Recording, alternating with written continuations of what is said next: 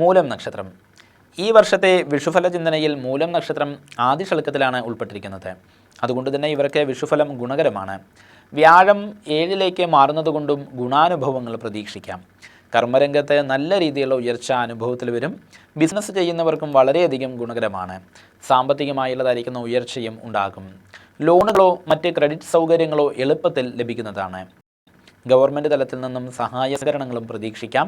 പ്രേമകാര്യങ്ങളിൽ വിജയവും വിവാഹാദി മംഗളകാര്യസിദ്ധിയും ഫലമാണ്. കണ്ടകശനി സമയമായതുകൊണ്ട് തന്നെ കുടുംബപരമായിട്ട് അല്പം ചില വിഷമതകൾക്കും ഇട കാണുന്നുണ്ട്. വാക്കുകളിൽ കലഹപ്രാധാന്യം വരും എന്നതുകൊണ്ട് തന്നെ ബന്ധുജനങ്ങളോട് രമ്യമായി പോകുവാൻ പ്രത്യേകം ശ്രദ്ധിക്കണം. പല കാര്യങ്ങളിലും മുൻപിൻ ആലോചനയില്ലാതെ പ്രവർത്തിക്കുക നിമിത്തമായിട്ട് പ്രയാസങ്ങൾക്കും ഇട കാണുന്നുണ്ട്. ചില സമയത്ത് തടവിലാക്കപ്പെട്ടൊരു പ്രതീതി ഉണ്ടാകും. ചെയ്യുന്ന തൊഴിലിനോ ഇരിക്കുന്ന സ്ഥലത്തിനോ മാറ്റങ്ങൾക്കും ഇട കാണുന്നുണ്ട്.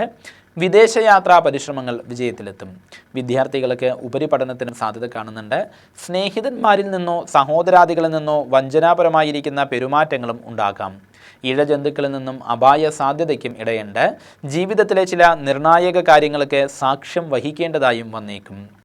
ദോഷപരിഹാരാർത്ഥമായിട്ട് ശിവങ്കിൽ മാസം പ്രതി ജന്മനക്ഷത്രം തോറും കൂവളമാല വഴിപാട് നടത്തി പ്രാർത്ഥിക്കുന്നതും ശരഭയന്ത്രം ദേഹരക്ഷയായിട്ട് ധരിക്കുന്നതും ഗുണകരമാണ്.